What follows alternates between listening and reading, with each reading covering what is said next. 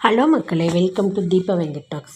இன்றைக்கி நம்ம பார்க்க போகிறது கணவன் மனைவி 2 பேருக்கும் இருக்க அந்யோன்யத்தை பற்றி தான். வாங்க இப்போ நம்ம பார்க்கலாம்.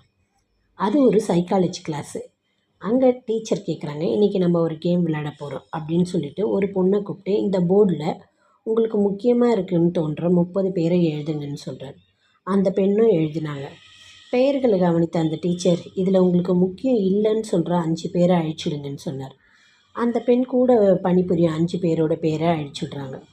மீண்டும் 5 பேரை அழிக்க சொன்னாங்க. அந்த பெண் பக்கத்து வீட்டினர் 5 பேரை அழிச்சுடுறாங்க.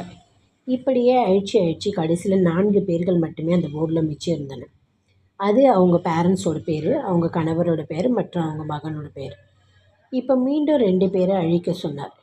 இப்போ தான் அங்கே இருந்த அனைவருக்கும் புரிஞ்சுது, இங்கே நடப்பது வெறும் விளையாட்டு இல்லை அப்படின்னு சொல்லிட்டு. வேறு வழியே இல்லாமல் அரை மனசோட அவங்க பெற்றோர்களோட பெயர்களை அந்த பெண்ணை அழிச்சிட்டாங்க.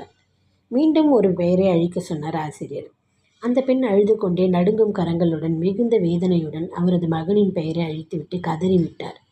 ஆசிரியர் அவரை அவரது இருக்கைக்கு போக சொல்லிவிட்டு, ஏன் உங்கள் கணவர் பெயரை தேர்ந்தெடுத்தீர்கள்? உங்கள் பெற்றோர் தானே உங்களை பெற்று வளர்த்து ஆளாக்கினர். உங்கள் மகன் தானே உங்களுக்கு தாய்மை அளித்தான், பின் ஏன் என்று கேட்டார்.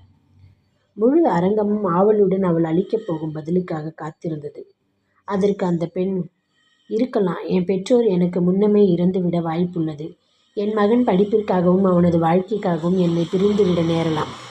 ஆனால் எப்பொழுதும் என் கூட இருந்து தனது வாழ்க்கை முழுமையும் எனக்காக அர்ப்பணிப்பவர் என் கணவர் மட்டுமே. அதனால்தான் என்றார். அனைவரும் எழுந்து நின்று கைத்தட்டி அவரை பாராட்டினர்.